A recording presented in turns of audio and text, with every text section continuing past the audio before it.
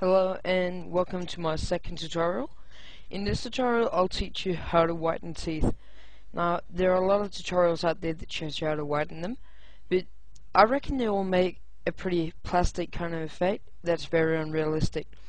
So I'll hopefully be able to teach you how to do it the realistic way. So let's get started. To start off we'll be using a quick mask, so you'll be using this by pressing this button down here. And then we'll use the brush, so press B.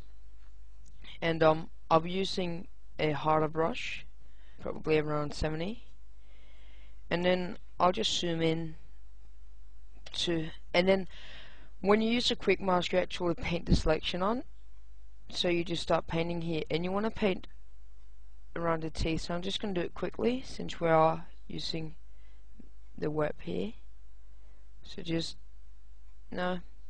a fair selection. You can always do a better selection if you want to, because yeah, makes for a better result. It's always nice to use a pretty soft brush, just because then you can actually afford to make mistakes. Probably need a smaller brush here. You can use the bracket keys that are next to the P in your keyboard to make your brush smaller or bigger. Just select in here. And sometimes you gotta come in here and just make a better selection again, but hopefully not this time. Alright, so I'm just selecting here. Alright, so now that I've recorded or selected the teeth here, you can see they're not actually selected yet. They're just painted red. But that's because that's how the layer mask works. And down here I've been using 50% grey, which is triple 80, just to make a feathered selection. So now to do the selection, you disable the quick mask by pressing it again. So now you can see we have a selection. However, the selection is inverted, so we have a selection of everything except the teeth. So what you want to press is select and inverse. Now we have a selection of the teeth. What you then want to do is in CS3 press this button here to make a hue saturation. In other versions you go up to image adjustments and hue saturation, but then to do it we'll just do it down here because it'll make a better result. Hue saturation.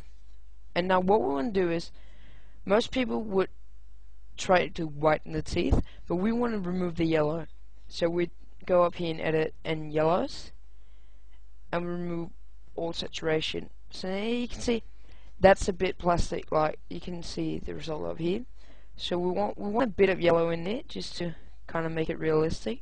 So that's pretty good. And then if you want to lighten them a bit, you can go like this. So you don't want to that's really plastic like. Just want to lighten them a tiny bit. Maybe add a bit of yellow in again. Yes, like that. Now what I've done is I actually made an action of this, so I'll show you how to make an action.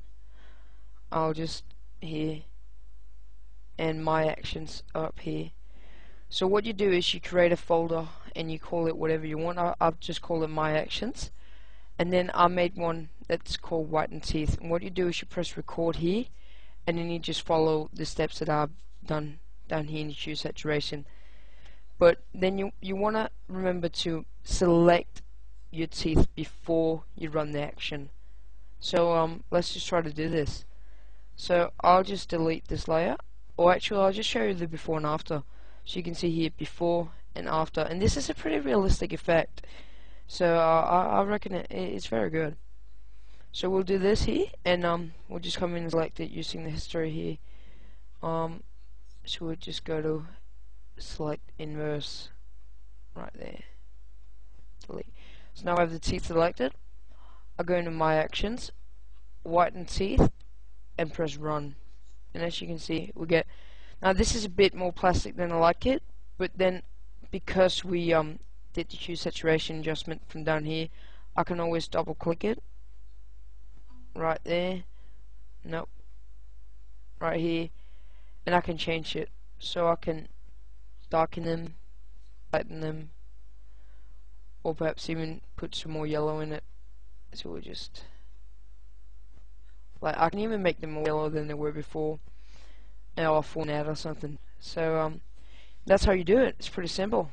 In case you're watching this on my blog on YouTube, please visit my blog, which is Photoshop and dash freak, which is spelled PHREAK